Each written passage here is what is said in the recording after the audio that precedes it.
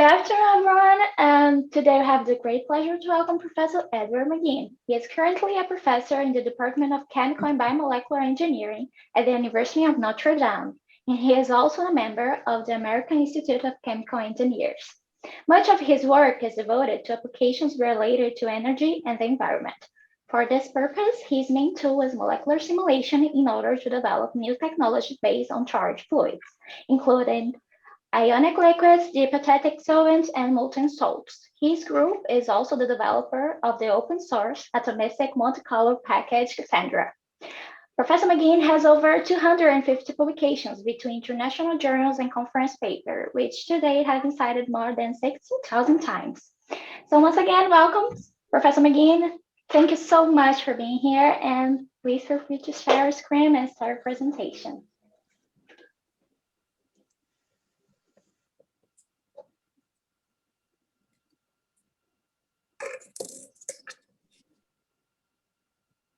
Okay, so I think, there we go. Can you see that okay? Yep. Yeah. Great. Well, thanks for the opportunity to come speak to this this group. As we were mentioning earlier, this has really been fantastic to have all these talks, and thank you for organizing them. I've really enjoyed these presentations, and without traveling, we get to meet lots of friends from all over the world. So I really appreciate this. So I will tell you about some recent work that we've been doing, trying to model the properties of high temperature molten salts. And the work I'm going to show you was really done by three outstanding people in my group. Ryan DeFever, who you heard from if you saw this seminar series a little while ago, Haimeng Wang, and Yang Zhang. And I'll let you know kind of the parts of this work that they did, but they really did all the work, and I hope I can do a good job representing what they've done here. So the first thing I'd like to do is just motivate why it is that we care about molten salts. And this field was really pretty popular a long time ago in the 60s, 70s, and 80s, and then sort of died off, but there's been a resurgence of interest in that, and in part because of interest in the next generation of nuclear reactors, which are based on a molten salt technology. And here's just a schematic of the concept. Instead of a water-cooled nuclear reactor, you use salt as the coolant that extracts heat from the reaction. And instead of a solid core, you actually use a molten salt with the fuel dissolved in it as the fuel in the reactor. So you have, in principle, two different molten salt systems, one with the liquid fuel salt that circulates around. You have moderators in here to control the reaction, and then it exchanges heat with another molten salt, which then can be used to generate steam and produce regular power. It can also be used for thermal storage with large molten salt storage, which can be coupled with renewable energy sources. And very importantly, you can use it also to generate very high temperature process heat to run chemical reactions where you would normally have to do combustion. So in order to get to a zero carbon economy, we have to be able to provide very high temperature heat, and electricity is not the best way to do that. Here you can do this with high temperature molten salts. And so there's been a lot of interest in this from some companies. You might have heard of TerraPower, which is a company that Bill Gates is now behind. And they're really interested in trying to develop these nuclear reactors based on molten salts. So there's a lot of advantages. You can run them at higher temperatures, and we know from thermodynamics that means higher efficiencies than what you could do with water cooled. In principle, they're a lot safer because you don't have water.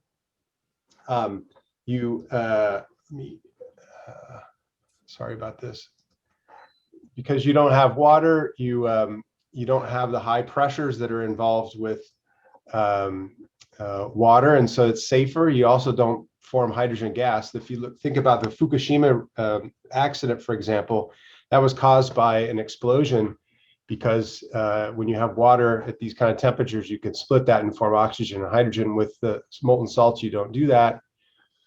They can be designed to have passive emergency cooling. So if you have some sort of a runaway reaction, The salt can just be dumped. It then turns into a solid. It's contained, unlike in water, which is released to the atmosphere. And again, the salt serves as both fuel, carrier, and heat exchange fluid. So to make this a reality, there's a lot of research that needs to be done. We need to understand the physical properties of molten salts and their mixtures. We need to understand solubility of impurities and different metals in them and how that affects their properties. Issues like corrosion, interfacial properties, these are all very important aspects of nuclear molten salt reactors. And so we're part of what's called the MC, the Molten Salts in Extreme Environments Energy Frontier Research Center, which is sponsored by the Department of Energy. There are 6 organizations involved: Brookhaven National Lab, Idaho National Lab, Oak Ridge National Lab, and 3 universities: Stony Brook University, my university, University of Notre Dame, and the University of Iowa. And we're really charged by DOE with providing fundamental understanding of molten salt bulk and interfacial chemistry, so that fundamental understanding can be used as an underpinning for the development of nuclear reactor technologies based on molten salts. And there's a very large experimental component to this effort, and they can measure lots of different properties with high accuracy, things like liquid structure using X-ray scattering, various physical properties, solubilities, corrosion, etc. But you can appreciate that this is not a trivial experiment to run. Here's a picture of one of the experimental setups. They have these very high temperature special cells, 1,000 degrees Celsius or more. These can be radioactive. You can have uranium dissolved in the salt. And so these are very, very challenging, expensive experiments to do. So obviously, this is an area where if you could do modeling, molecular-based modeling to get some of these properties, there'd be a tremendous benefit to that. So that's really what we were charged with, along with Slava Branchev from Oak Ridge and Claudio Margulis from the University of Iowa. We're the 3 computational groups that are part of this center. And we were really asked, can we use molecular modeling to predict the relevant properties, and also use modeling to help us understand and interpret some of the experiments that are done as part of the center. So you might know that simulating molten salts with molecular modeling is actually one of the oldest applications of molecular modeling. There have been potentials for the alkali halides, for example, for many, many years. Here's a classic paper from Tosi and Fumai, where they proposed basically a set of simple potential for the alkali halides based on crystal phase. And this really even harkens back to longer. Huggins and Mayer back in the 1930s had done some of the relevant work. And basically this potential that's been proposed has been used ever since, and it's called the rigid ion model. And so the energy function is shown here. It looks a little bit like standard potentials that we use for normal liquids. There's an electrostatic component that's just the Coulombic energy. Each ion has a charge associated with it, a formal charge, say, for the alkali halides of plus or minus 1. Then there's an exponential repulsion term. And then depending on what you use, you can use a 1 over r to the 6th, and you can also add a 1 over r to the 8th dispersion term. And this model was parameterized against crystalline experimental data for the crystal phase. And people have then run with this and used it to simulate the molten state. So here's a very early calculation from 1971, Leslie Woodcock, where he did simulations of various alkali halides. And what you can see, here's the mean squared displacement. These simulations, again, 1971, this was run over 3 picoseconds, so probably not quite long enough to get a diffusion coefficient, but you can see that's where they were going. Very nice radio distribution functions that really agree fairly well with experimental structure of this fluid. You see this sort of charge alternation behavior that's well known in these salts. So these were some of the very earliest simulations that were done. These were some of the real fluids that were still tractable with the computers and methods that we had back then. And it was really a good test of these Tosi-Fumai type potentials, and they turned out to be pretty good. And here's just another from Ian McDonald, for example, was involved in this. This is a simulation of liquid KF. And he was looking at a couple different potentials. You can see different structures here in the RDF. What we wanted to do as part of the MC Center was revisit some of these old molten salt calculations. There had been a lot done up and through the, say, 1980s, and then not a ton of molten salt work done after that. And so as you can imagine, some of the quality of the results were a little bit suspect, some fairly small system sizes, short time scales. Some of the methods, for example, NPT, molecular dynamics, wasn't even invented yet. So calculating densities was difficult for them. So we wanted to go back and revisit some of these rigid ion model calculations and really generate what we would consider benchmark results for these potentials. And so we did that. Here's just an example of some work Haimeng has done looking at the temperature dependence of the density of, this is lithium chloride, sodium chloride, potassium chloride, rubidium chloride. And there's a very nice paper from Wang et al. Came out in 2014, where they did some very nice calculations on the rigid ion model. And essentially our densities agree essentially perfectly with Wang's results. And so we were happy with that we were able to agree very well with their results. You can see that this model tends to systematically underestimate the experimental density of the liquid phase for all four of these salts, but it does get the temperature dependence reasonably well. So that's the simplest property to get. You'd like to get the transport properties as well. So here's an example of the self-diffusivity. And now we have just an example of the cation and anion self-diffusivity for lithium chloride. And here's sodium and chloride and sodium chloride. And we're plotting this basically on an Arrhenius plot. The experiments are shown in red, and then this dashed line is extrapolations to lower and higher temperatures from where the experiments were run. And now there's a little bit more scatter amongst the simulation results, all using the same rigid ion model and the same parameters, but the results now are a little bit different. And some of this scatter is due to the fact that the statistics are now a little bit harder to get. Dynamics are harder to get than just liquid densities. Some of the simulations probably weren't run long enough. There's some issues about how you decide to do the calculation of diffusion, and so you get some scatter in the simulation results. Importantly, and I'll come back to that in just a second, there's a system size dependence in diffusion that has not always been properly accounted for. So if you want to have reference quality data, we need to account for all of that and also understand the uncertainties of our calculation. And I want to just give a little foreshadowing here. This blue diamond here is a so-called polarizable ion model. It's not the rigid ion model. It has polarizability in it. And this looks pretty good, a very promising result here, falling right on the experimental line. And so that looks like something we might want to pay attention to. So let me just say a word about this system size dependence. It turns out that if you run a simulation and calculate a self-diffusivity, your result will depend on the size of the box you use. And so I just want to give that as a warning if people aren't aware of that. What you really want to do is you want to take the limit of an infinitely sized box to report the diffusion coefficient. Otherwise, what you report will just depend on how big the box happens to be. So people using exactly the same model, but just different system sizes, will get different numbers.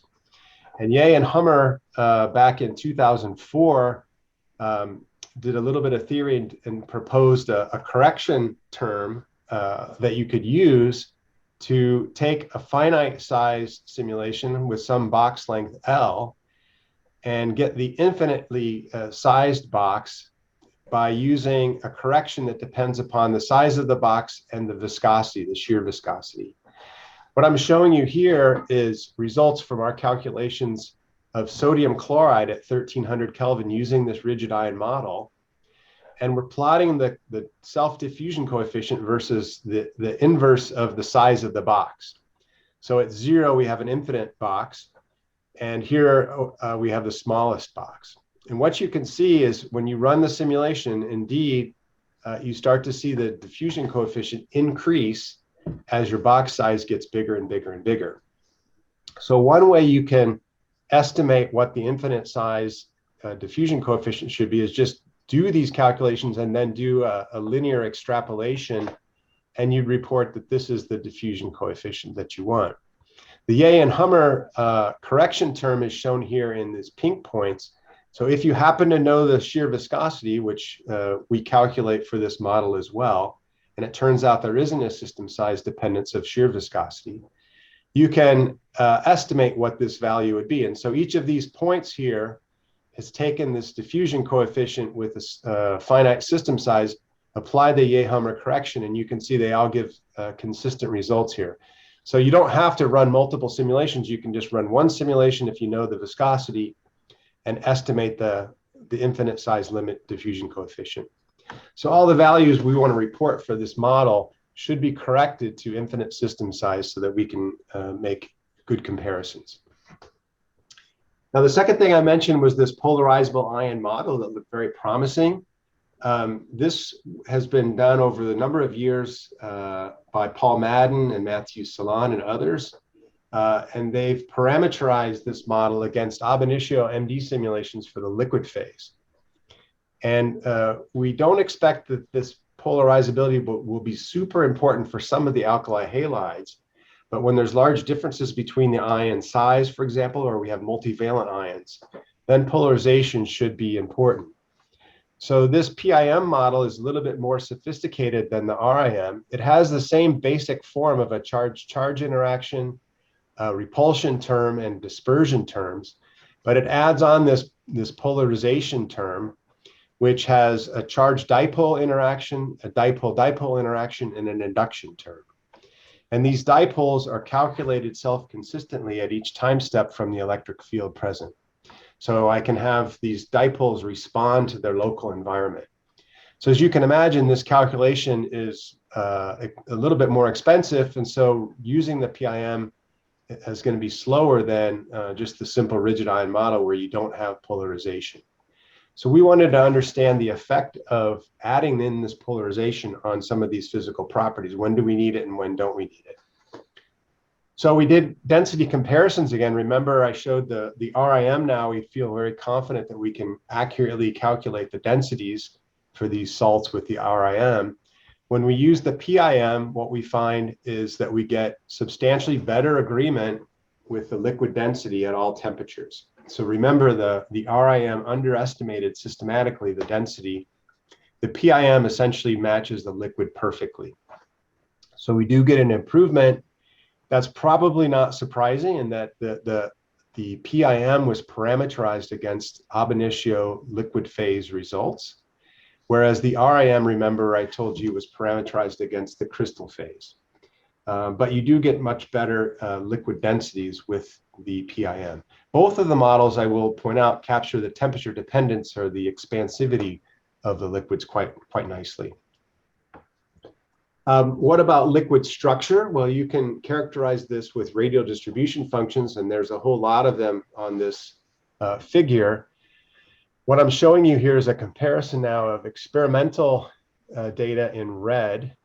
Ab initio MD simulations, we can run AIMD long enough on a reasonable size system to get RDFs. We can't get transport properties with AIMD, but we can get liquid structures, and those are shown in green. And then blue shows the PIM, and the black line is the RIM. And what you can see here is things like cation, cation, anion, anion, and cation, anion RDF. So these are exactly the same type of RDFs that Leslie Woodcock calculated back in 1971. And what you can see here is that there are some subtle differences between experiments, AIMD, and these two other models. But by and large, all of the models are capturing the overall features of the RDF quite nicely. The location and intensities of all the peaks are captured reasonably well, with some subtle differences. And those subtle differences are important. They do come up in some identifiable differences in the liquid phase and the relative ordering. But by and large, all of these models give you about the same RDFs. And that's also probably not surprising to those of you who are familiar with these. Radial distribution functions are not super sensitive to the details of potentials. So a lot of different potentials can give you things that look very similar in terms of RDFs. We can calculate some other properties, again, looking at, for example, the system size corrected self-diffusivities and compare the RIM and the PIM. And here the results are a little bit more mixed. Experimental fits to correlations basically are shown in red. And then again, I'm showing you the diffusion coefficient versus inverse temperature. Blue triangles are the PIM and the black circles are the RIM. And for example, if you look at sodium chloride, you can see that the results are pretty good for the sodium ion. Everything agrees nicely. Here, the PIM gives you a little bit better agreement for the chloride ion diffusion coefficient. Not much difference for KCl. For rubidium chloride, in this case, the rigid ion model gives better diffusion coefficients for the rubidium. You see about the same value for the chloride. Not a lot of things you can say. Both of the models give, I'd say, reasonable results. There are some differences, but by and large, these are about the same. There's not a lot of difference. Sometimes they're better, sometimes they're worse, with the exception of lithium chloride up here, where we see even the slopes of these lines are quite different, and we don't know exactly what's going on here. But neither model is kind of capturing this type of slope of the chloride ion diffusion coefficient in lithium chloride. Now, we want to compute the viscosity. Remember, I told you you need the viscosity if you want to do the system size correction for the diffusion coefficient. And I want to give a word of warning about how to calculate the viscosity and maybe put in a plug for a method that we've developed for doing this. You might know that one way to do this is to use a Green-Kubo formalism, where you take an autocorrelation function of the stress tensor. So we look at the autocorrelation of that, and by integrating this average over a very long time, you get an estimate of the shear viscosity. So what you can do is run a simulation, calculate the stress tensor, and then simply compute the running integral of the average of that autocorrelation function. And this is an example. This is actually from an ionic liquid simulation that we did a few years ago. But this is what it typically looks like over a very long time frame. This is over 500 nanoseconds. So long simulations, and you'd say this should be converged, I guess. And so I guess I would pose to everyone here, what is the viscosity that this Green-Kubo formalism gives if this is the result that you get? And this is where, if we were all in a room together, I would walk around and call on people and ask them to tell me what the viscosity is. And we can't do that. I don't know if anybody is brave enough to just chime in and tell me what they think the viscosity is.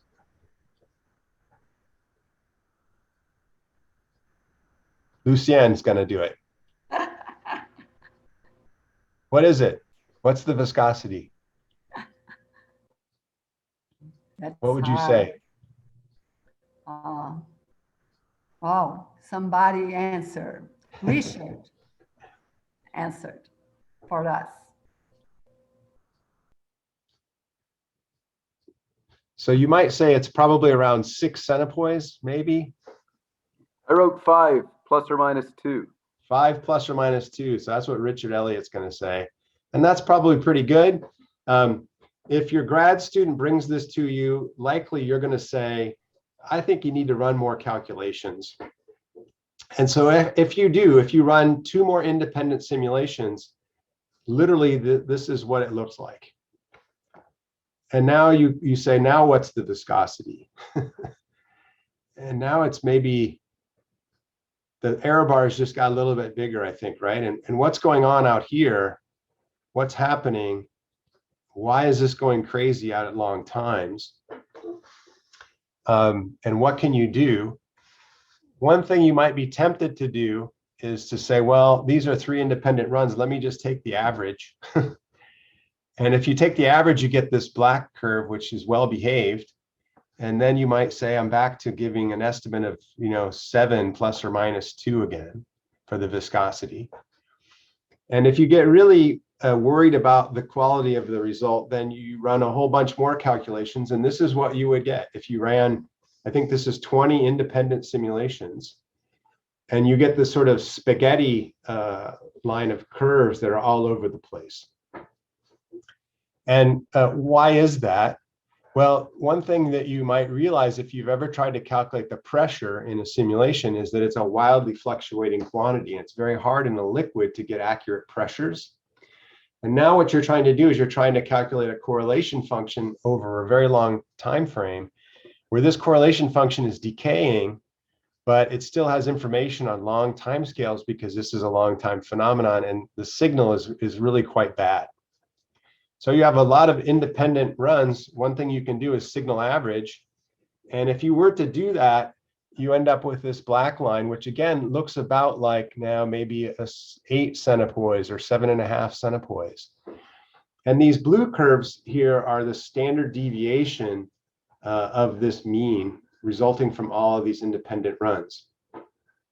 And it looks fairly well behaved. So even though all the independent runs are looking like they're kind of random, you do start to see convergence if you run and do averages over multiple independent simulations. And there's some theory that suggests that this standard deviation should grow in size with some power law behavior where it's to the time to some power where B is around 0.5 or 0.6. So this is sort of a well-behaved value. And what you could then do is think about fitting that average integral here to a function and using the standard deviation as the weighting function. And that's in fact what we proposed to do in a paper back in 2015. This is a series of over 100 trajectories where we keep averaging more and more of the trajectories and getting estimates of the viscosity.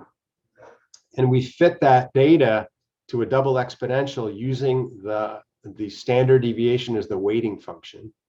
And depending on the functional form of that weighting function, you get slightly different values, but you can see here now these solid red and blue curves are the fits.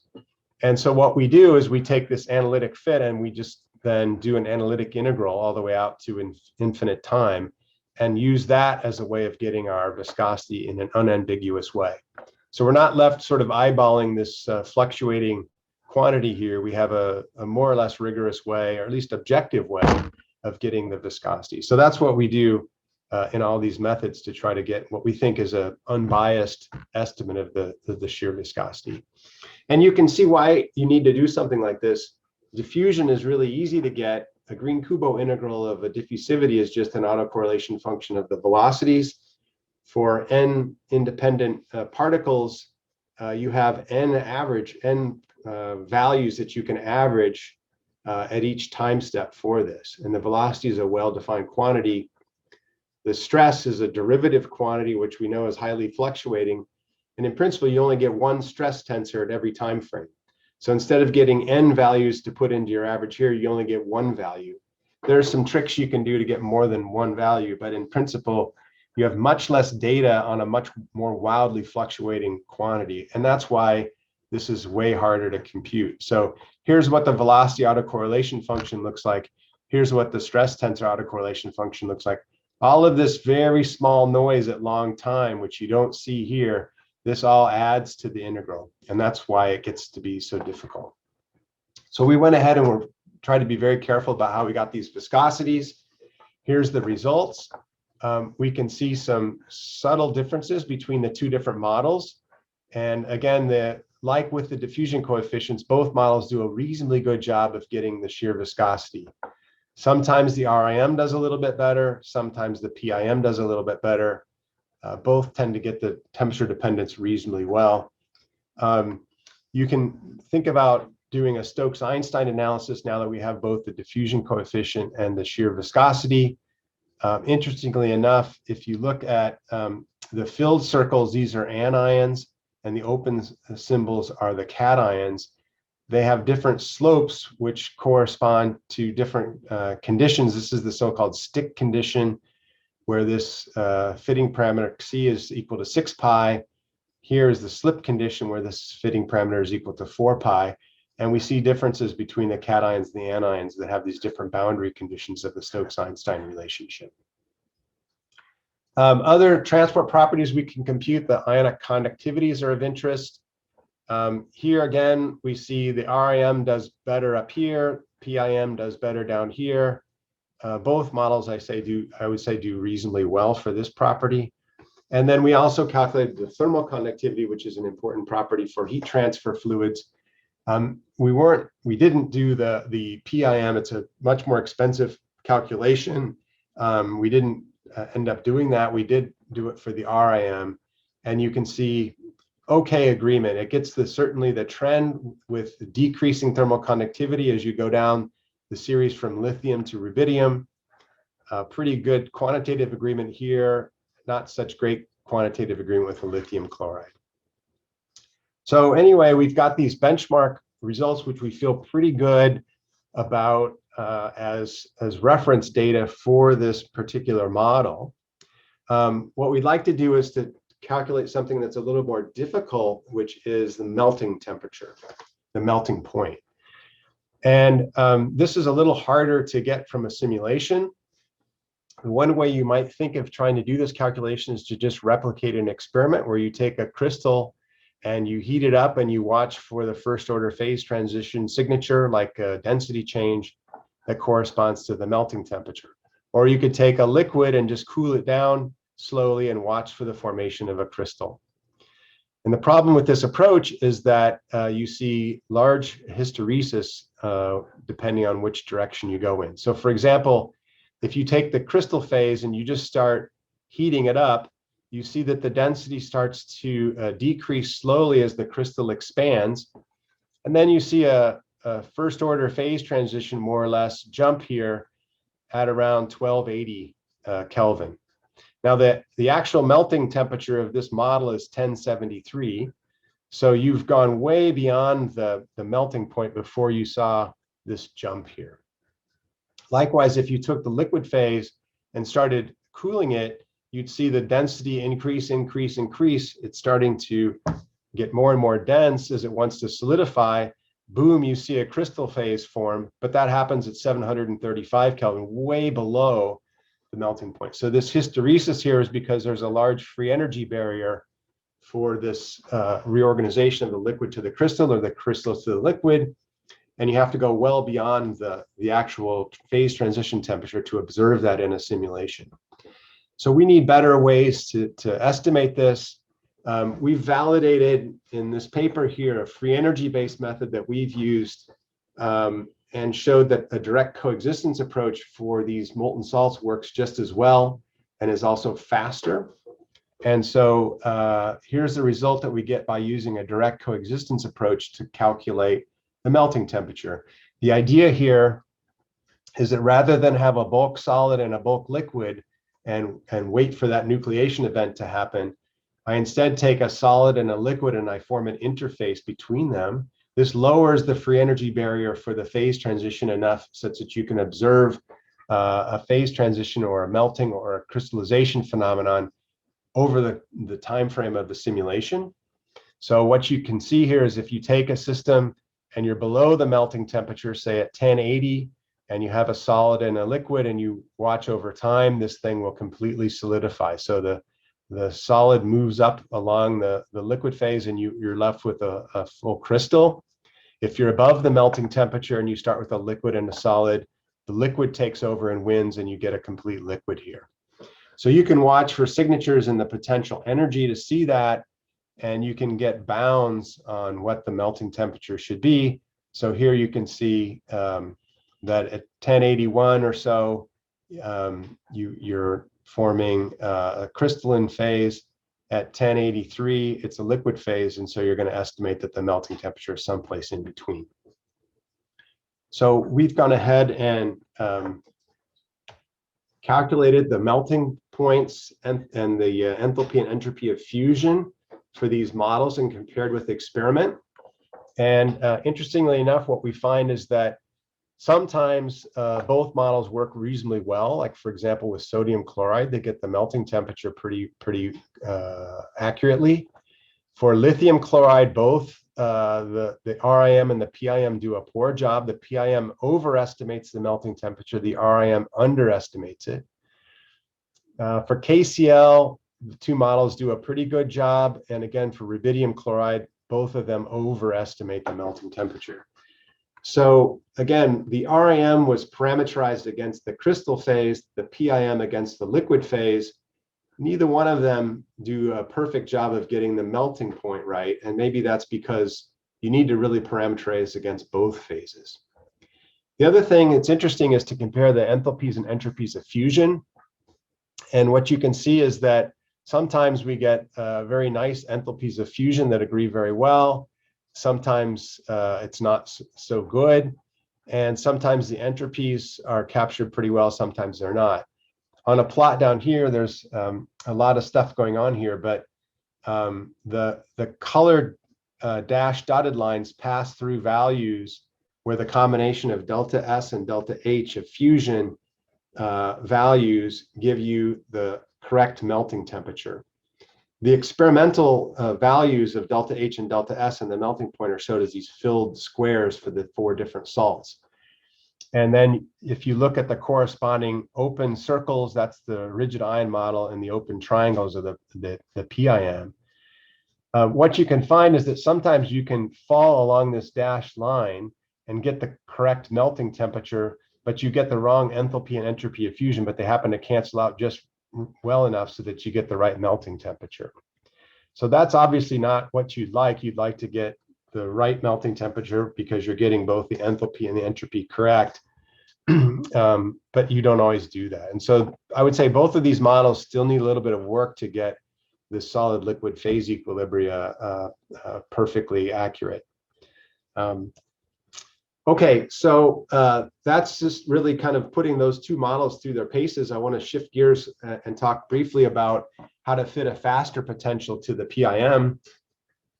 And really what we want to do long term is we want to fit a fast potential to AIMD.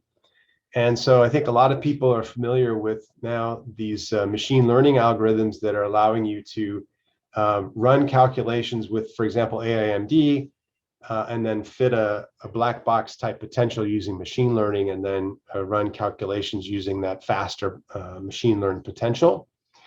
We were very much interested in seeing if you could do that, and how accurate would such a potential be for getting these sort of transport properties, for long range ordering properties, long range structure, collective properties like viscosities. And the issue here is that you can't calculate those properties with AIMD. You can certainly fit a potential to an AIMD trajectory, but you don't really know if that fitted potential is giving you the physical properties that you should have gotten from the AIMD calculation, because you can't do the AIMD calculation to get those properties. So what we wanted to do was instead fit a machine learned potential to the PIM, which is a many body potential with polarization, and see if we could first accurately match the PIM results. And then second, if our machine learning potential is able to capture the PIM results, we know we can calculate all these other physical properties with the PIM. By seeing if our machine learned potential agrees with those properties, it gives us confidence that if we then fit it to an AIMD potential, we'd be okay. So we use a fairly small system for the PIM. We used a 2-step training procedure. I won't go into too many of the details in the interest of time, but I'll just show you some of the results. We had to do a 2-step training procedure, but we were able to capture the crystal phase of magnesium chloride. We chose this particular salt because it shows some long-range ordering. It has polarization terms, and we don't have a rigid ion model for it. And what you can just see is that the crystal structure, both the lattice lengths and the lattice vectors and angles agree extremely well, quantitatively well with the experimental data, as does the crystal phase density.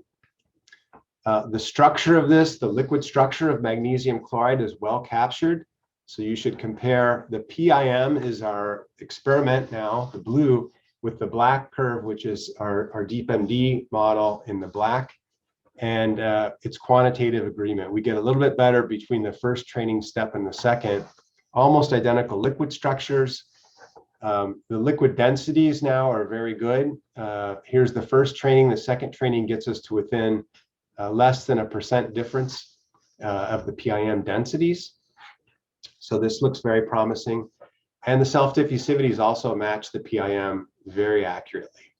So this is telling us that training against the PIM model, for which we know the answer, this machine learning potential is giving us excellent results in agreement with that. We can also do the melting point using this direct coexistence method again. And the melting temperature we get using our machine learning potential is 1265. That's within 10 degrees of what we get with the PIM model for magnesium chloride. So we're very excited about that as well. That's promising. We now think we can train against AIMD trajectories and use that for prediction of other molten salt properties. In the last 5 or maybe 10 minutes or so here, I want to show you some very recent unpublished work. This is all from Ryan DeFever on how you can get binary solid liquid phase diagrams of these systems. And here we're exclusively using the polarizable ion model.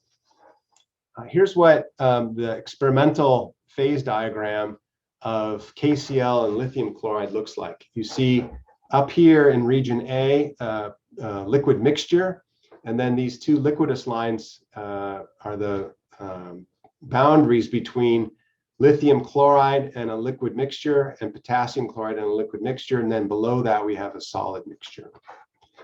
So you can think about doing a direct interfacial simulation of the mixture and taking some liquid at some given composition. So this is KCl solid, and putting it in contact with some liquid of a given composition, or taking lithium chloride solid and putting it in contact with another composition, and letting this thing crystallize or melt, and then just recording what the composition of these different liquid phases are.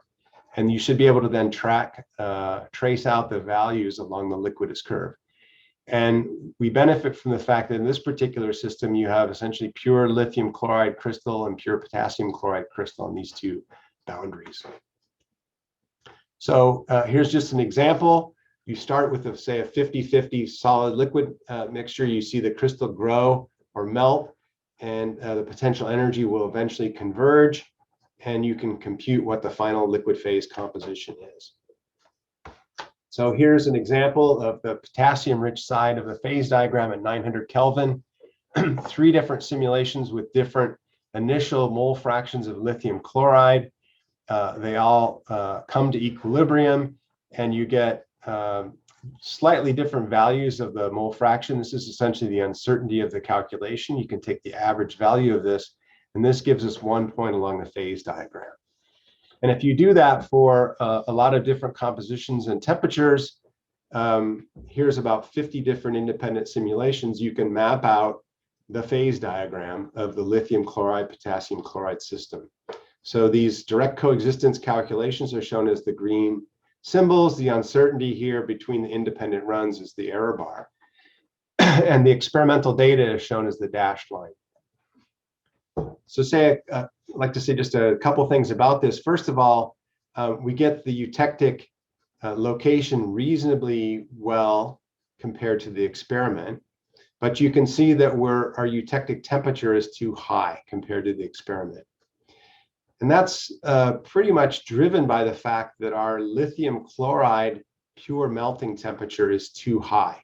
Remember, for the PIM model, we didn't get a good agreement with the pure lithium chloride melting temperature, but we did get a good agreement with the potassium chloride. If this had been shifted down here a little bit, you can imagine that we get much closer agreement with the experimental data. So that shows the importance of getting pure melting temperatures right.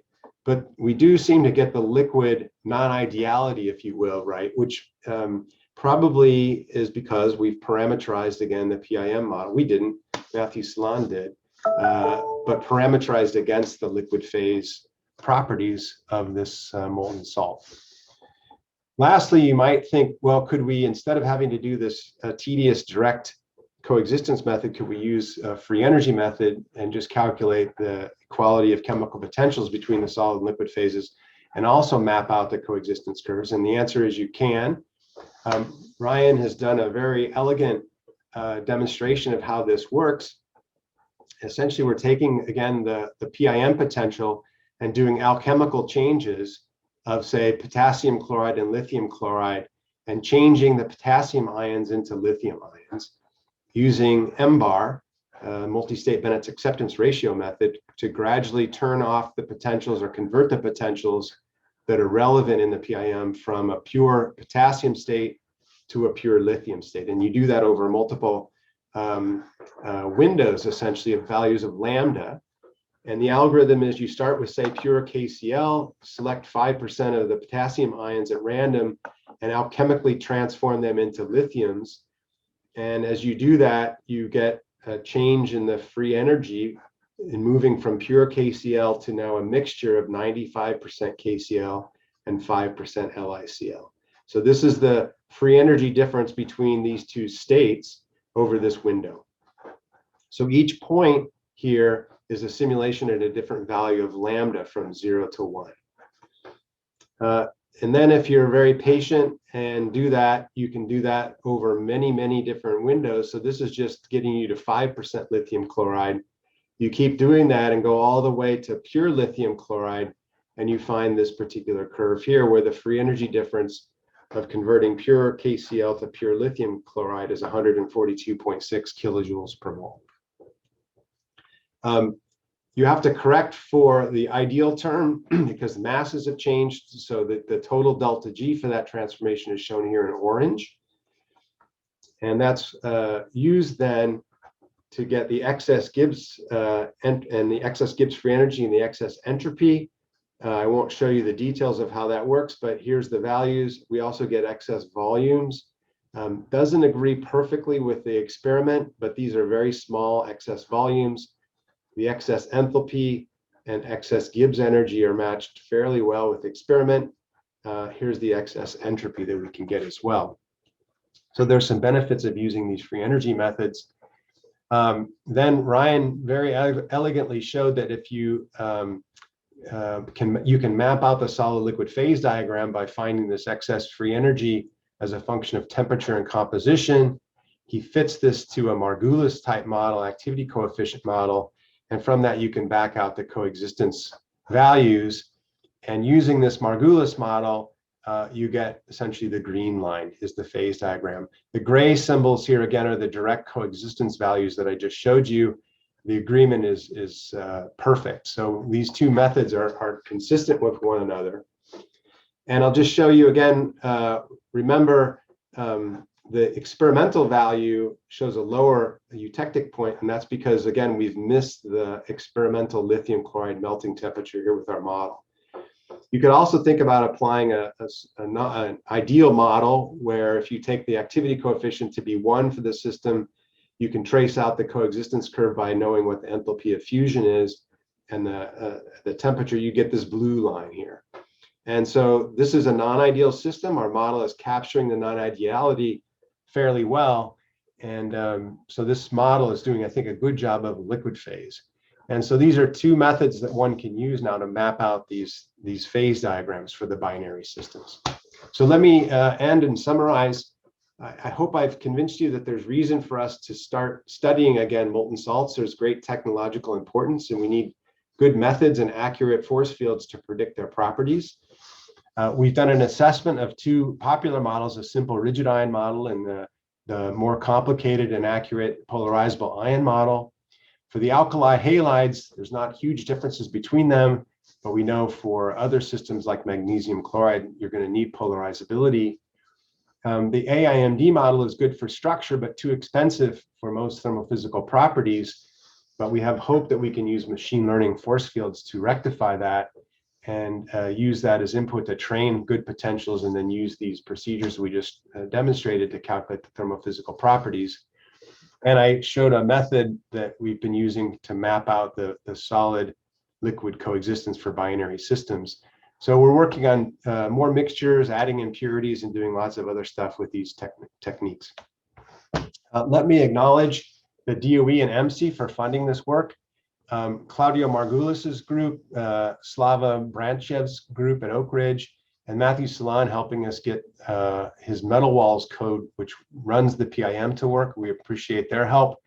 And I showed you at the beginning these pictures. Here's Haimeng, here's Yang, and here's Ryan. on our Zoom calls, and here we went ice skating, socially distanced recently.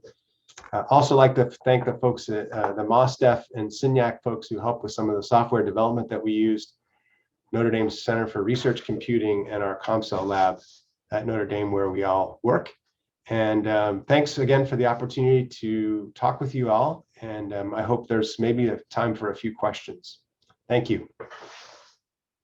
Thank you so much, Professor Maginn, for your amazing presentation. It's always a pleasure to have you here with us. So with that said, it's now time for questions. If you have one, please feel free to enable your microphone or write it down in the chat so we can read it. Our YouTube viewers can also ask questions, of course. So who wants to be the first?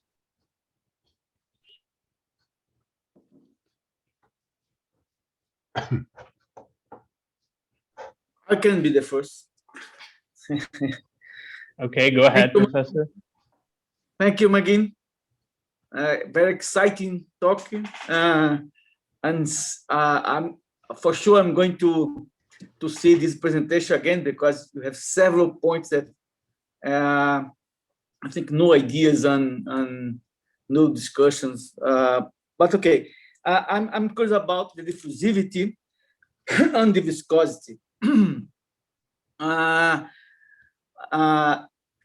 I expect very high viscosity for this system, but I don't know how exactly they measure these and how accurate the accuracy for this information. But even though I'm curious about also the calculation. Mm-hmm. Can you do something like that? You show us how diffusivity can be corrected for the size of the box using viscosity. And you also show us that to get the viscosity correctly is very tough. But can you use this, say, correction? You can measure the diffusivity in different box size, yeah, and use the correction the other way around to get the viscosity. I don't know if it's clear. Yeah, let me go back and share my screen again. Now that's a great question, Fred. So first of all, about the viscosities, they're actually not very big. So these are like water. So these are low viscous fluids, and that's because they're at such high temperatures. So these are 1,000 degrees. And so at those temperatures, these molten salts are quite fluid. And that's why people really like them. They have a very low viscosity. Of course, as you get closer and closer to the melting temperature, the viscosity will go up. So this is pretty easy to calculate in a simulation. The higher the viscosity, the harder it is to calculate that. But your other point is a great one, and that is if we know, for example, let me see, where is that?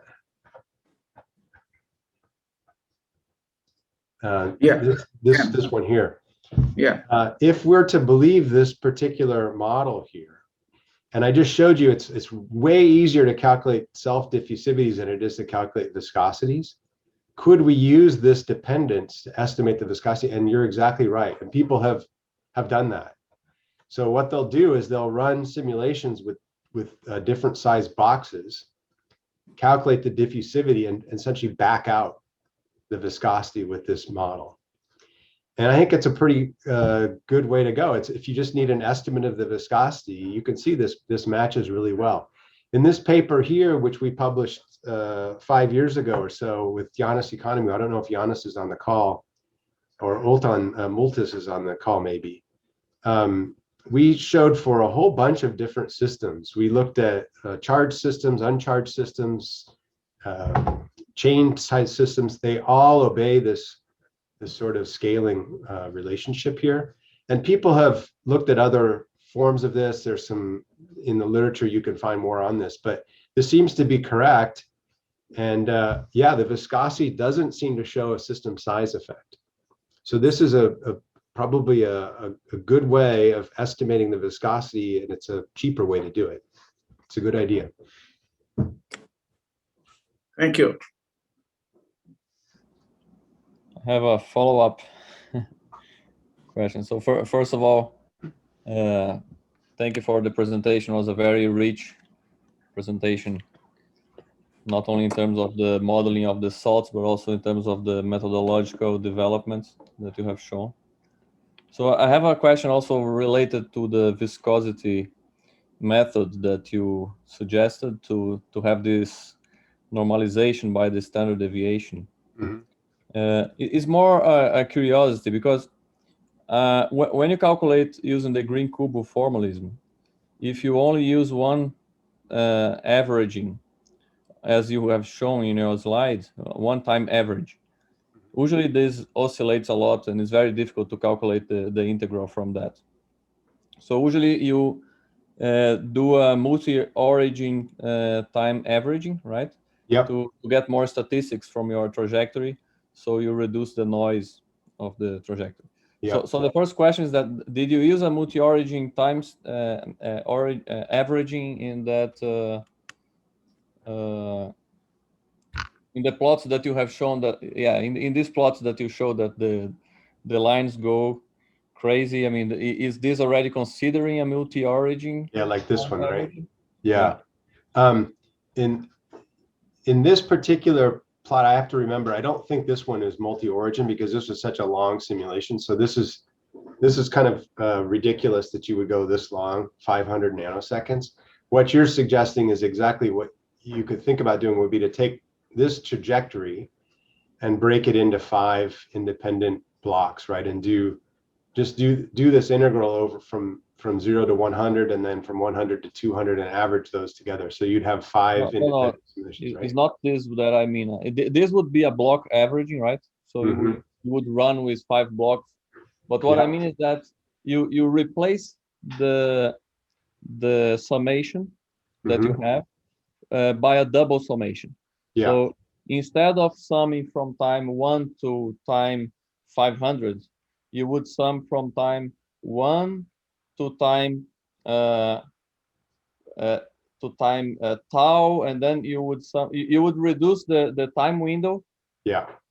by moving the origin of your system in terms of the time. So you have a double summation, yeah, instead of a single summation. Yeah, you'd use multiple time origins over the same thing, right? And yeah. Exactly, yeah. Yeah, in fact, yeah, you can do that, and we do that, and you still get this sort of a lot of noise. So, but that it helps you extract more information from a given simulation.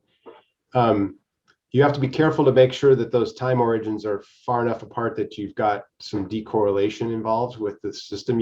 Otherwise, you get a lot of correlated trajectories. So this method can be applied to that. So you can take those, as long as you can kind of consider them as independent trajectories, and average all of those together. You can also, if you think about parallelizing this, so you can run just independent trajectories on multiple processors. And so then you don't need to run one really long trajectory, which can take, long wall clock time. If you have enough processors, you can run more shorter simulations and average all those together. And that's a good strategy to use as well. Then if you've got the computers available, you don't have to wait as long to get your result. So both of those methods can be used, and you can do this sort of averaging procedure this is really just a data processing trick to use. And then we're just advocating that fitting to some sort of this is really empirical, but fitting to some sort of a function takes the guesswork out of what is the real converged value here. So in principle, anyone else could use the same fitting procedure and match our results. Thanks. So also another follow-up would be that sometimes you gain more precision when you do when you calculate using the Einstein relation instead of the Green-Kubo relation, because the integral is more error prone than the derivative, right? So yeah. Did you compare also that, and also if you could do the same approach to have more the same fitting to the Einstein relation instead of the green cube? Yeah, it's a good point, and we haven't done a systematic comparison with that, but that would be an interesting thing to do, and I think you could apply the same ideas to that. I think that's a good open question. I'm not aware of anyone that's looked at that, but certainly that would be valid. Yep, it's a good idea. Thank you. It was a very nice presentation. Thanks. I think Professor Elliott posted some questions on the chat. Would you like to ask them, Professor? Sure. Let me see if I can find them. So could you go to that slide of where you showed the Yeh-Hammer correlation? Oh yeah, sure. So this one? Yeah. So this shows that the viscosity is in the denominator. Yes. And with a Stokes Einstein correlation, I think they're more proportional to each other, right? Yes.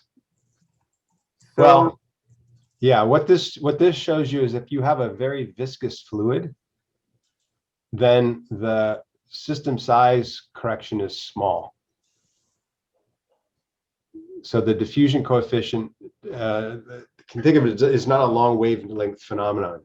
It's more localized because it's a very viscous fluid. For fluids that are not very viscous, essentially I think of it as a longer wavelength dependence on the dynamical properties. And don't ask me for the real theoretical underpinnings of this, because I will be the first to admit I don't quite understand exactly all the details of how they derive this, but I do know it works. okay, so, all right, so, but then that D as a function of L is going to be where the regular Stokes Einstein fits into things.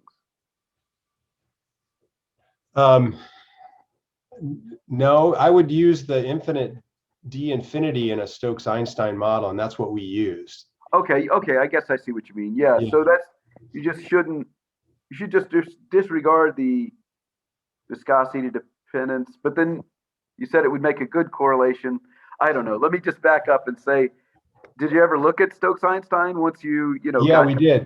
Yeah. Yeah, so Stokes Einstein is here.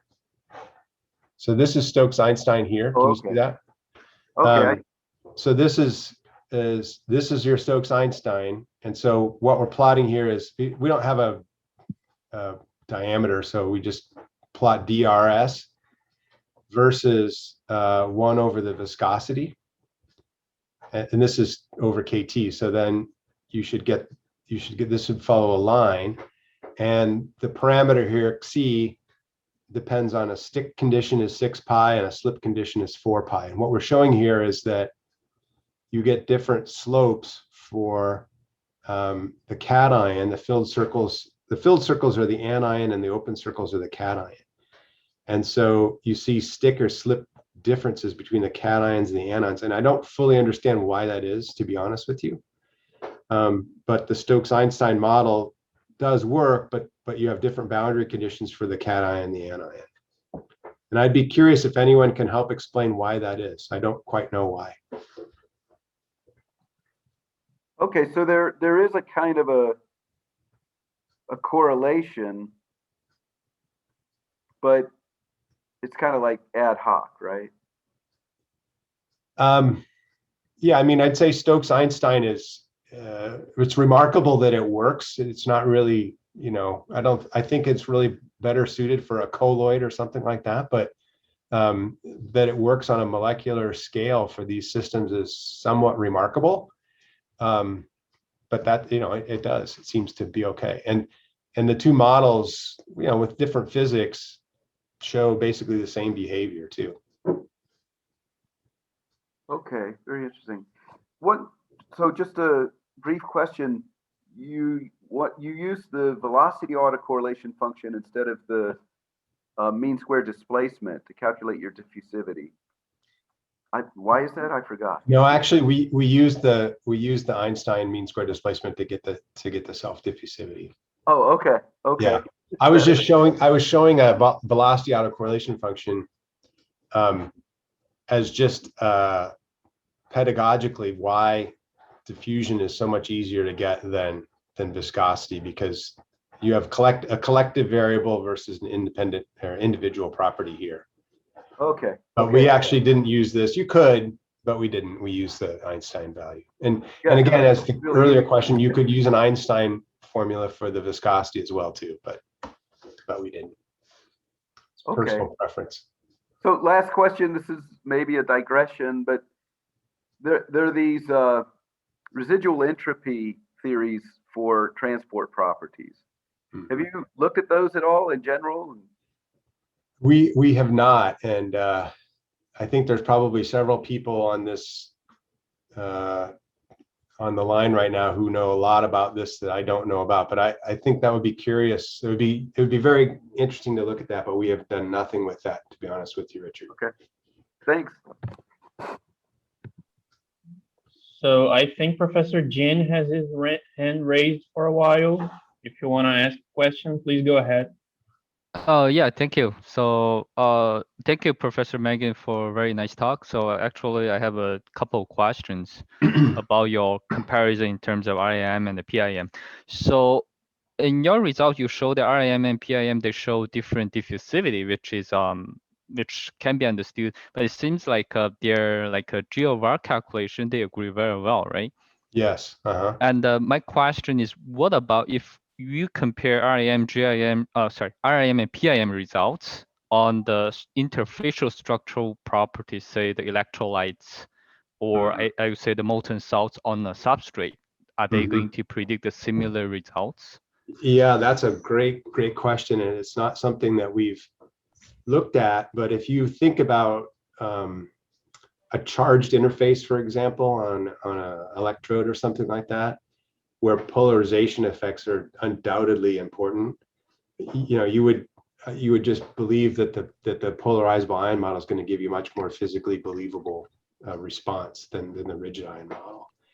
And so I think that's a a warning of the rigid ion model. You can push it so far, and I think it's okay for bulk liquids, for the alkali halides. Seems like it's okay, but for other systems where you're going to see polarization effects, or at a liquid vapor interface, for example, where you might see very strong polarization effects, I would worry very much that you're going to miss a lot of the essential physics there. Okay, yeah, thank you very much for this. I have a follow-up question. Actually, the second question is, can your a PIM model be transferred to some a liquid electrolytes used in the lithium battery? Because in that liquid electrolyte, the polarizability is also important, as you mentioned. Could you comment on that? Yeah, I don't know if Matthew Salon is on the call or not, but he's the guru of this. And we've been taking basically the potentials that he's developed and using them. So we have not tried our hand at trying to develop these at all.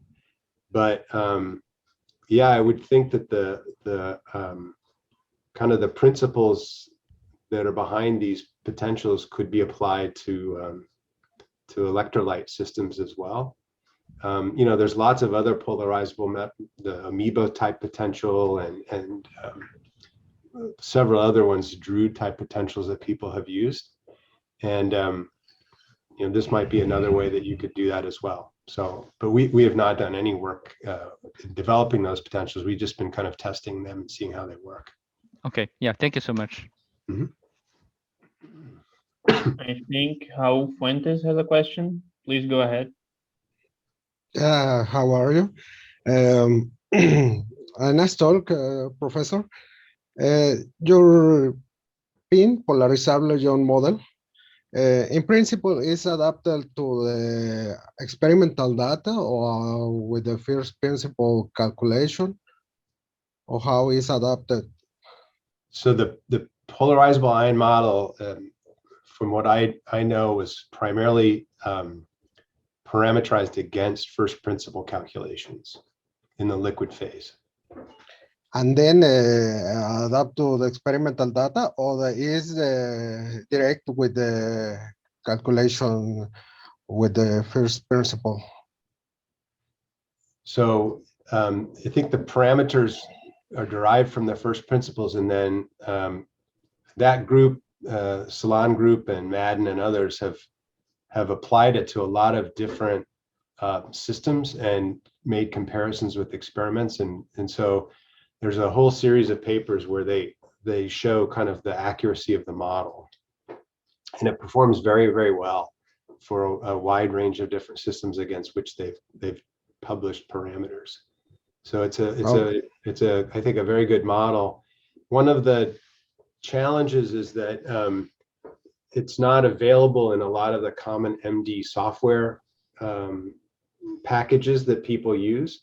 So it's available in, as far as I know, in CP2K, and then the Salon Group has published another code called Metal Walls, and they helped our group learn how to use that code, and that's a very fast and I think good implementation of this particular potential.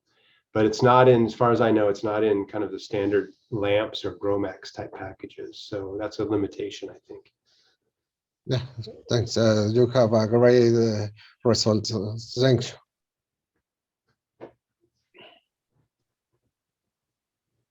Okay, I think Vahide Alizadeh has a question. You can. Yes, thanks a lot, Professor, for nice talk. My question is regarding to the last slide that you mentioned to the machine learning. I don't know, have you done this or not, but I'm interested to know, do you know that how much the machine learning potential is good for describing the properties like the viscosity or something like this? Because during the talk you compare the RIM and PIM, and I don't know. Yeah, so this is the blue symbols are the, can you see that okay? Yeah. So the blue symbols are the diffusion coefficient, self-diffusivity of the machine learned potential, and the black triangles are the PIM. And the machine learned potential was trained on the PIM. So the fact that they agree this well tells us that the machine learned potential is quite good. It's very accurate. And you can see here the actual numbers of the cation and the anion values. So they're not perfect, but within statistical accuracy, I'd say that they're very good. We don't have viscosities yet for this machine learned model, but I'm guessing if we're getting the diffusion coefficients right, we're probably going to get the viscosity right as well. And then this other plot I showed here shows the melting temperature is, again, within 10 degrees of the PIM. So the machine learned model looks like it's quite accurate. And really what that tells us is that we trained this back here. I went really fast here, but a fairly small system, 324 ions. You could imagine training this using the same procedure here, but training not on the PIM, but training on an AIND system of 324 ions. And what this is just showing you is you have a good reason to believe that that's going to give you accurate thermophysical properties that would be consistent with what you could calculate with AIMD if you could run it long enough. But we can't run it long enough, so we don't know what the answer for AIMD is. But the fact that we can run the PIM long enough and we get exactly the same results from a small system using even a big system gives us a lot of hope this method is going to be useful. Okay, and one technical question about the machine learning. There is different method for machine learning. Is it, for training the system? I think you just use one of them, or have you tried different ones? This is the only procedure that we've used so far. This DeepMD kit procedure is the only one that we've tried so far. Okay, thanks a lot. Now I think Carlos Vega has a couple of questions, so please go ahead. Hello, Ed. Nice to see you. Nice talk. Hi, Carlos. So I have a couple of questions. That was very interesting. The first one is, will it be possible to do a neural network to train on experimental properties, let's say to try to reproduce the viscosity and the diffusion coefficient from experiment. I mean, using as target the experimental properties. So this is a question. The second one is, maybe after your talk, one could have the feeling that polarization is not the solution to the problem, but I would say that maybe the approach that you are using for the polarization may be not good enough. I mean, in the sense that there are many ways of implementing polarization, not just as an induced dipole, and because sometimes the message could be to the people that polarization is not going to improve the modeling. And I think at the end of the day, it will improve, but maybe not the way it's done so far. Maybe other ideas will be on the table to get improvement. And another question I have is on the alchemical transformation. Of course, it's necessary to do the thermodynamic integration that the two solid has the same solid structure. I mean, transforming sodium chloride to lithium chloride works as far as both of them has the same solid structure. And so that could be some troubles when eventually in the middle of the integration, the system transformed into another solid or something like that. And I was curious about why you were transforming a few ions instead of transforming the entire Hamiltonian from one ion to the other one. You select a few ions and you transform them. And so could you comment on this? Sure. I'll take them from the top here. So the first question I think was, could we use machine learning on experimental data instead of on, say, first principles trajectories? And yes, you can. And we've actually hopefully we'll have a paper, it's on archive right now, and hopefully will come out soon, where we showed that you can use machine learning to train a classical potential to reproduce experimental data better. So now I don't have a black box machine learning potential, but I have a potential that we all know and love of a functional form that we like, but the parameterization of that potential is now giving you much more accurate agreement with experimental data, and you can use machine learning to find those parameters rather than trial and error or how people have done this in the past. So that's the first thing. The second question I think you were asking about was the question about is, I don't want the message to be polarization is not good, or the PIM is not good, or you don't need to worry about polarization.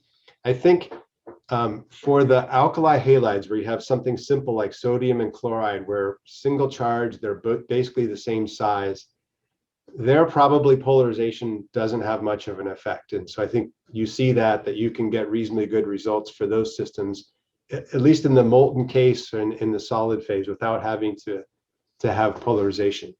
For the MgCl2 system, I can absolutely state that you don't get the liquid structure right if you don't include polarization. And Claudio Margulis has got a couple papers on this, and we've been working with him.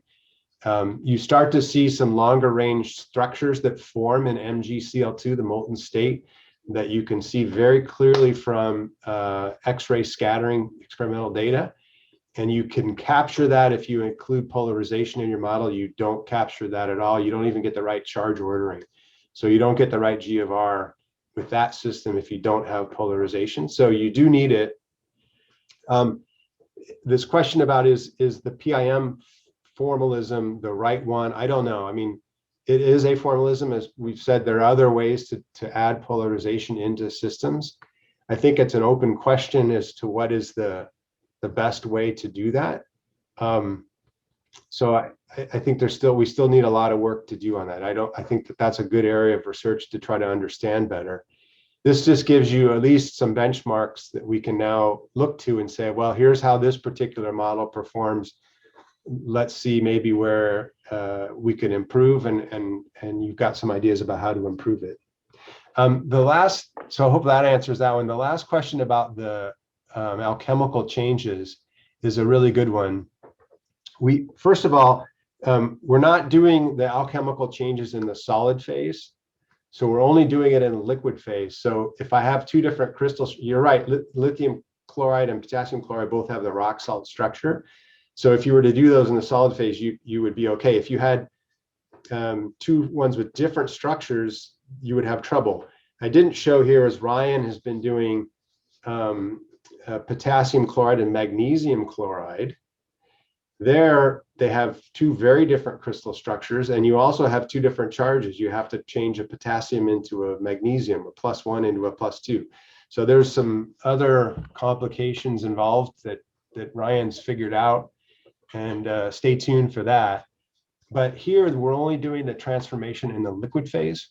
And so the algorithm is, you want to calculate the free energy difference between pure KCl liquid and pure LiCl liquid, and you need to do this in a gradual way in order to get the free energy. And so the methodology that we chose to do is, again, to do this M-bar procedure, where we start using a coupling parameter from 0 to 1, and we couple the terms that are specific for the intermolecular interactions between the two ions. And we do it so it's a huge free energy change. So if you look at the total free energy change, it's 142 kilojoules per mole. If you want to get an accurate value along this curve, you have to do it in a gradual procedure. And so we broke it up into a bunch of different windows, a total of 200 different windows, in order to do that, because it's such a large free energy change. So this is just the changing 5% of the ions. Once you're here, then you change the next 5% and the next 5%, and that's what gives you this curve here. We could maybe have used fewer windows and had less points. We would have suffered a little bit in accuracy, but this is a really accurate result. And as you know, you need to get really good free energies if you want to get good phase diagrams, because the values of the mole fractions are really, really sensitive to delta G. So you want high accuracy for that. Professor Maginn, if I may, just jump in. Yeah, Ryan, please chime in. So the other reason for doing 5% at the time is because we want to compute the excess Gibbs. And so we want to get the Gibbs energy as a function of composition, not just at the endpoints. Good point. Okay. Yep. Okay. So thank you very much. It was very interesting. I think Elvis posted a question in the chat. Do you want to ask Elvis, or I could read it? Yes, can I ask? Okay, go ahead. So I have a simple question, Professor Maginn, about the viscosity results. Mm-hmm. Maybe those fluctuations of the stress tensor can be associated to the strong fluctuating electric fields inside the simulation box, because electric fields can have stress tensors also. So did you calculate the Maxwell stress tensor too for those simulations?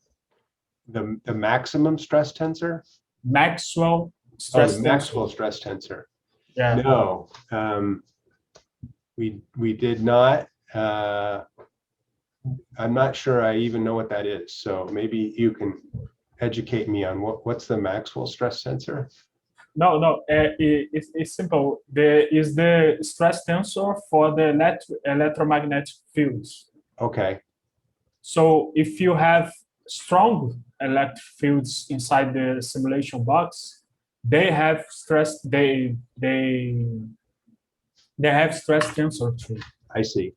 So your strong fluctuations of the stress tensor can be maybe are associated to this phenomenon.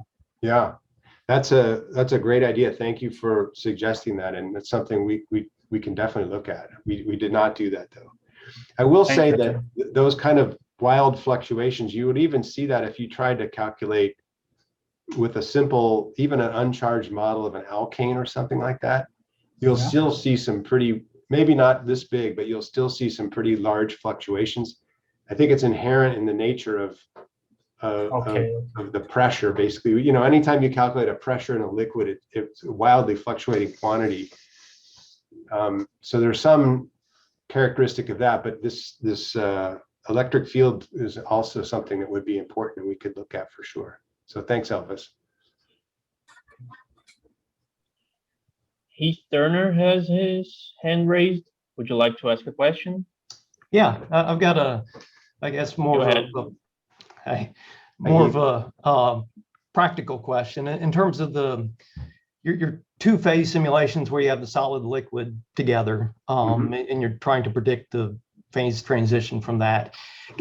So when you're doing this in practice, would you maybe guess one temperature, maybe above, one below, and then kind of based on maybe the velocity of that front, try to triangulate what the true phase temperature would be, and maybe to go along with that, can you automate it? In other words, can you identify that interface and try to maintain that interface as the objective function and put on a controller, basically, which would be the temperature, to try to maintain that interface in the system? I'm just curious.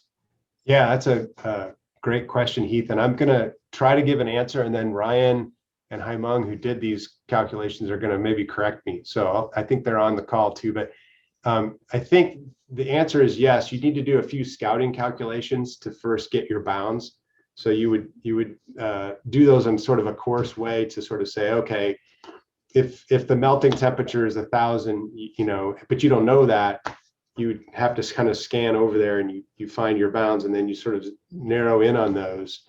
And then if you want to get, I think, something like this plot here, as you get closer and closer, you can see you have to do finer and finer simulations and run longer and longer to see these sort of transitions.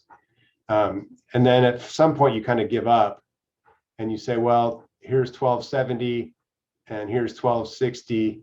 I know it's someplace in between, so I'm going to say it's 1265. And that's got to be good enough because, but I think that's kind of the nature. Your idea about a controller, you can kind of see it in this movie here. This is over now, so let me restart it. Here's the interface, and you're right. You can see that the interface starts to grow and it's shrinking, and now it's all crystallizing. You could imagine, I think, if you had some sort of an order parameter that you were measuring during the simulation and saying, am I liquid or am I crystal? And if it starts to crystallize, you definitely could imagine, oh, I'll just raise the temperature a couple degrees. And then if you start to see more of the liquid phase form, you could imagine a PID controller on this. Yep. And Okay. Automating it. I don't know that anyone has ever done that. Ryan and Haimeng, you guys are more knowledgeable on this than I am. Do you have anything to think about? Yeah, I think that's an interesting idea. I'm not aware of anyone who's done that. There's some methodological subtleties that you might run into, but in general, yeah, I think that's interesting. Okay. All right. Thanks. Once it goes all one phase, you're kind of doomed though, because you won't nucleate a crystal once it's all liquid again. Like I showed, you'll have this hysteresis. So once you lose the interface, you're doomed. Yep.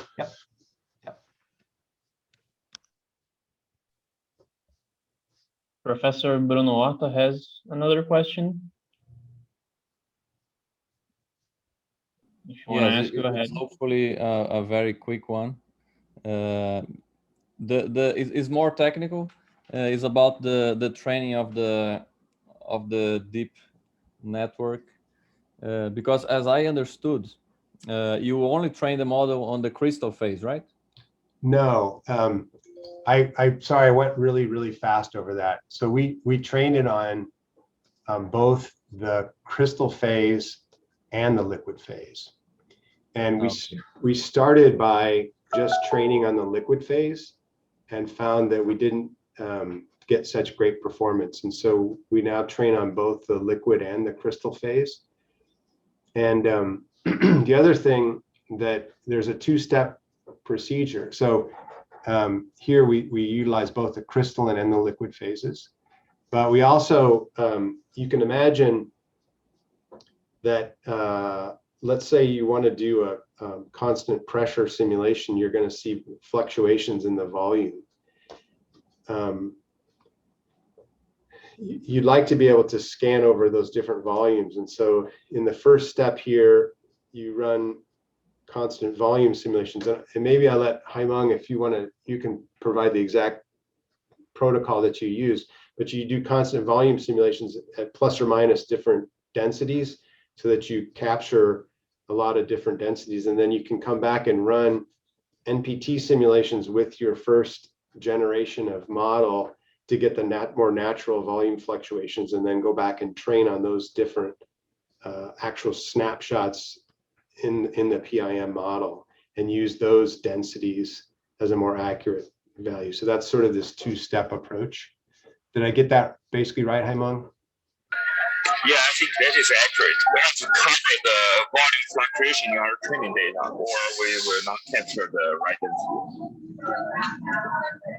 So the idea is to train the model to use the potential energy as a target, the potential energy of the AIM simulation, right, or the PIM, yeah, of a target simulation, right? Yeah. And then you are training that for all configurations that you can sample in this small system, right? Right. And so you want to make sure that you sample enough configurations at different local densities that you capture all of the things that you'll then encounter later in the simulations. And then once you do that, that goes into lamps, and you can do it. Now, again, you can imagine now if you want to calculate something at a condition that you didn't train the potential on, it's not going to work. Yeah. And so that's one of the drawbacks of this. Yeah, that was what I imagined. But your next slide actually made me think that it was trained only on the crystal, but that was just a validation, right? This was just a validation, right? So this is showing you get the crystal phase. This is showing you get the liquid phase. You get them both. Okay, and that's what we want. Thank you so much. Mm-hmm. Would anyone else want to ask another question? Yeah, if we have time still. Sure, go ahead. Okay, first of all, thank you, Professor Edward, for the talk. Do you have any critics to use non-equilibrium methods for calculating viscosity, like, for example, perturbation periodic method? I use that and it worked kind of well, but with simpler systems. Yeah, so the question is, what about using non-equilibrium methods for viscosity as opposed to the equilibrium methods? Those are perfectly good methods to use, and we've used those in the past for some systems. In particular, when you have, I think, very viscous fluids, there's some advantages to using these non-equilibrium methods. The reason that we generally don't do those for these kind of calculations is that once you run a non-equilibrium simulation, you've perturbed the Hamiltonian in such a way that you can't get any other properties from that trajectory. You're only going to get the viscosity.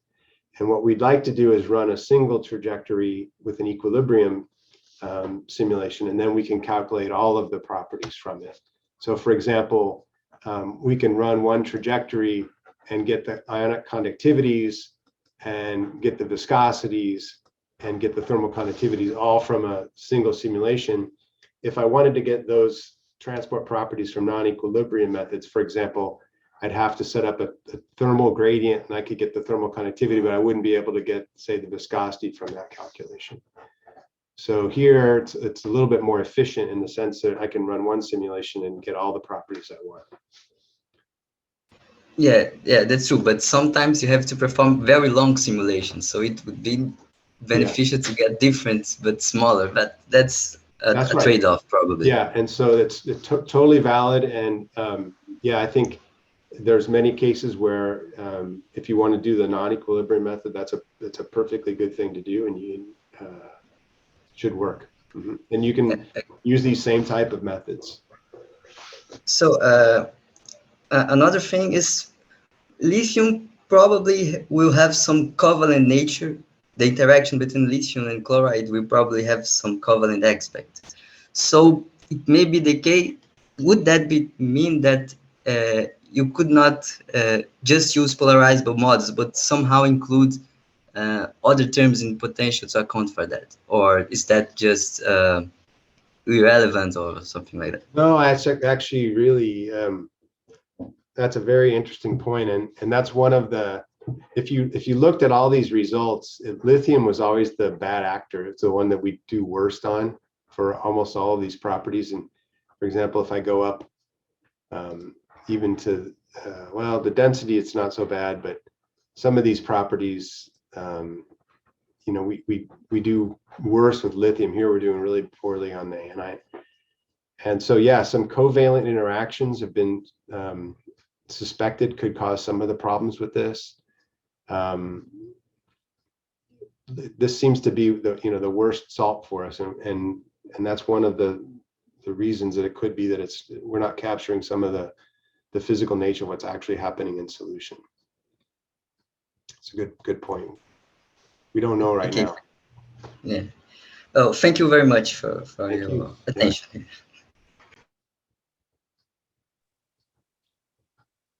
Once again, thank you, Professor Maginn. I think it's time to wrap it up now. Okay. Thank you very much, Arthur. Appreciate it. Thank Always you. a pleasure.